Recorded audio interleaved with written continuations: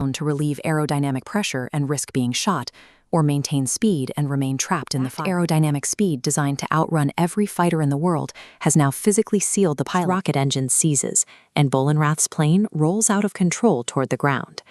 It's November 2nd, 1944. High over Germany, a mechanical swarm of 2,000 Allied aircraft, 900 bombers, and 1,100 escorts is blackening the sky in a dense, disciplined formation.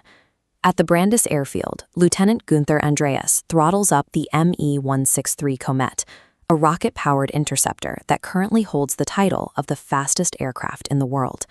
When Andreas pulls back on the stick, the rocket engine ignites with enough force to slam him into the seat frame. He endures a brutal, shaking vertical climb, accelerating straight toward the bomber stream at speeds no other pilot has ever experienced. By late 1944, Germany was rapidly losing control of its own airspace. The Comet was a desperate, bleeding-edge gamble, a machine engineered to break these massive bomber streams by pushing unproven physics to the breaking point. Even on the ground, the Comet's compact, tailless frame looks alien compared to its contemporaries. To this day, it remains the only combat operational rocket plane in history.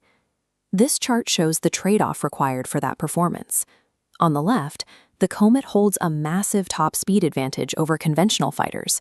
But on the right, look at the fuel endurance, a tiny sliver representing only a few minutes of powered flight.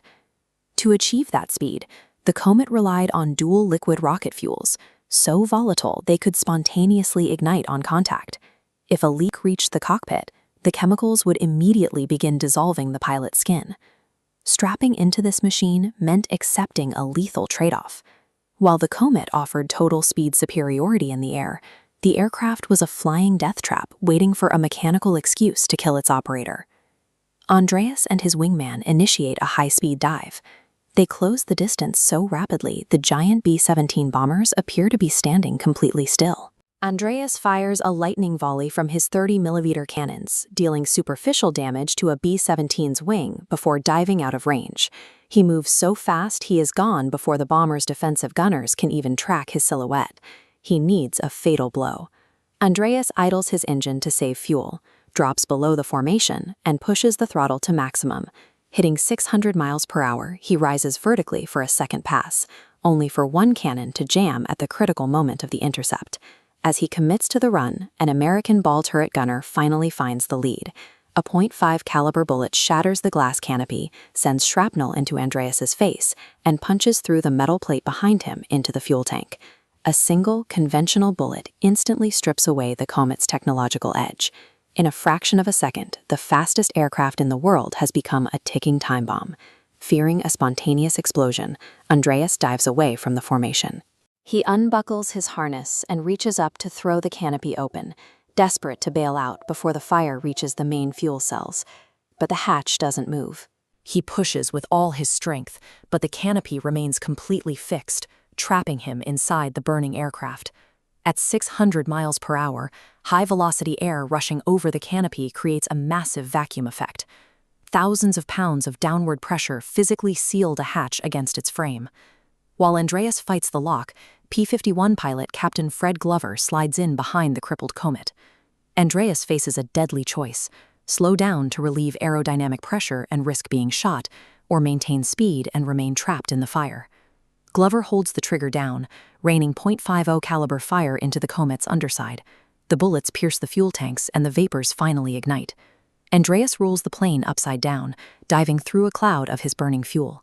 The exact aerodynamic speed designed to outrun every fighter in the world has now physically sealed the pilot inside a burning cockpit. Nearby, Jakob Bohlenrath is in a similar struggle, frantically attempting to outturn a P-51 piloted by Captain Louis Norley. Bohlenrath banks hard to avoid the Mustang's fire, but the maneuver bleeds off his essential speed. Norley predicts the path and lands a fatal burst into the Comet's rear. The damaged rocket engine seizes, and Bohlenrath's plane rolls out of control toward the ground. Andreas, still burning in his cockpit, pushes the canopy one more time. It gives for a fraction of a second before the outside air slams it back shut. He realizes the force holding him in place is the wind itself. Here we see the solution. Andreas pulls back on the stick, trading his remaining momentum for altitude. As his speed drops, the high-velocity airflow vanishes, relieving the pressure on the glass and allowing the canopy to swing open. Andreas bails out and deploys his parachute. As he floats toward the Earth, he watches Bohlenroth's comet, which never regained its speed or its pilot, strike the ground in a ball of fire. Andreas survived by actively manipulating the physical forces of his machine. Bohlenroth, however, was claimed by the narrow margins of an aircraft that could not survive a single mistake. All 3 American pilots survived the war. Jakob Bohlenroth was the final casualty of a comet shot down by a Mustang, a victim of the very technology meant to save him. The ME-163 proved that pushing aviation to its absolute limit often sacrifices baseline reliability. While it was the fastest plane in the sky, it lacked the range and the airframe durability to survive a sustained dogfight.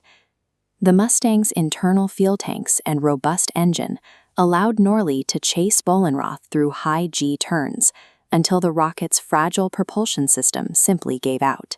This focus on endurance and airframe durability allowed the P-51 to stay in the fight, while the Comet's own physics tore it to pieces. But what happens when a military realizes their technology can't win the war, and they turn to extreme tactics instead? Click here to see the story of the Luftwaffe pirates who resorted to kamikaze-style ramming missions.